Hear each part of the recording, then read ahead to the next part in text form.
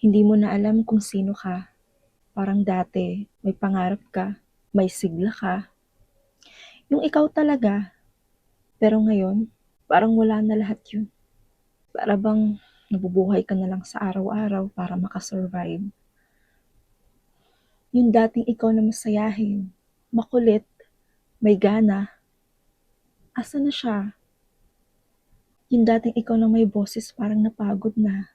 Yung dating ikaw na lumalaban parang gusto na lang manahimik. Pero alam mo, hindi ka nawawala. Napagod ka lang at okay lang mapagod. Minsan, hindi naman talaga natin naiwawala yung sarili natin. Itatago lang siya sa bigat ng mga nangyayari, ng mga expectations, ng responsibilities, ng pain na kinikimkim mo ng tahimik. Pero kahit anong mangyari, nasa loob mo pa rin yung ikaw. Yung ikaw na marunong mangarap, yung ikaw na mabait, yung ikaw na masayahin, yung ikaw na matatag.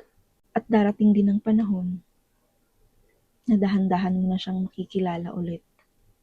Hindi bilang yung dating ikaw, kundi bilang mas buo, mas totoo, mas ikaw.